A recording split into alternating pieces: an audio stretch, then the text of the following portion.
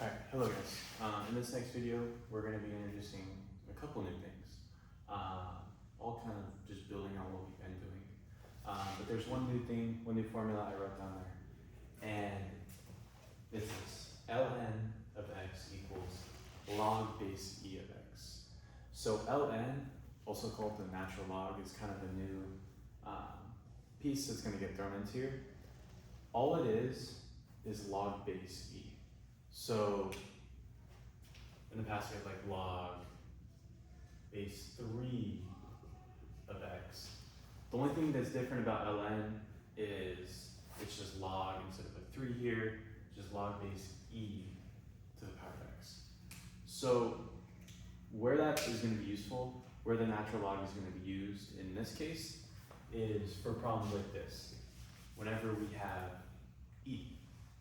So first off, just on a little side note, why is it going to be helpful? And I'll just first talk about this. So when we're working with like logs, it was always nice when we get log of a base of the same number, because that is always going to just equal 1. Because this is just saying log 10 of 10 is just saying 10 to the power of what equals 10.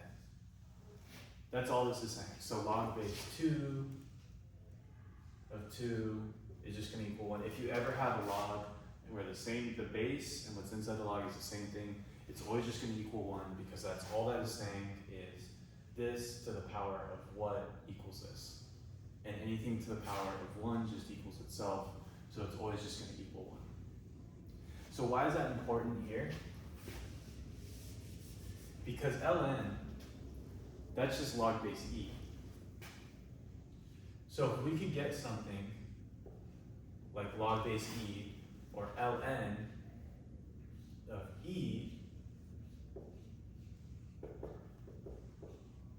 that's just going to equal 1 as well. And the number 1 makes things a lot easier in math.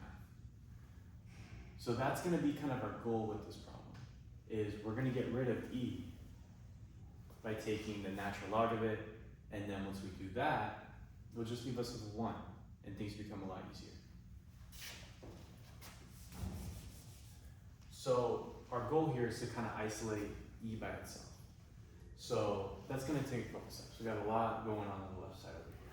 So the first step is just doing regular math operations that we've been doing forever. We can move this 10 to the right side. We do that, we're left with 5e to the power of 4x plus 2 equals 50. We can then divide. We divide everything by 5. We're left with e to the power of 4x plus 2 equals 10. And then, now here,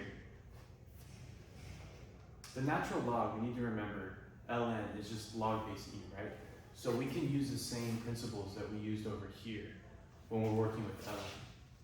So that means that if we can take the natural log of both sides here, we'd be left with ln of e to a power. And then what we could do from there, using this rule right here, is we can move that exponent, within that exponent, we can move it to the front of our natural log, and we just be left with ln of e. So that's exactly what we're going to do. We're going to take the natural log of both sides. So ln of e to the power of 4x plus 2 equals ln of 10. And then, like I said, we're using that third rule I started that tells us we can just move 4x plus 2 into the front of our expression. And we have 4x plus 2, and then we just have ln of e equals ln of 10. And now, I erased it, we have this little magic thing that I was telling you about. What we're trying to do, our goal this entire time, is just to get ln of e by itself. Because we we know that that just equals 1. 1 times anything is just itself. So we multiply 1 times 4x, 1 times 2. So this just becomes 1. So we're just left with 4x plus 2 equals ln of 10. And so we're trying to solve for x. So from here we can subtract 2. We're left with 4x equals ln of 10 minus 2. Divide both sides by 4. We're left with x equals ln of 10 minus 2 over 4. And now, just like with logs, there is an ln button on our calculator. We can just plug this in our calculator. So ln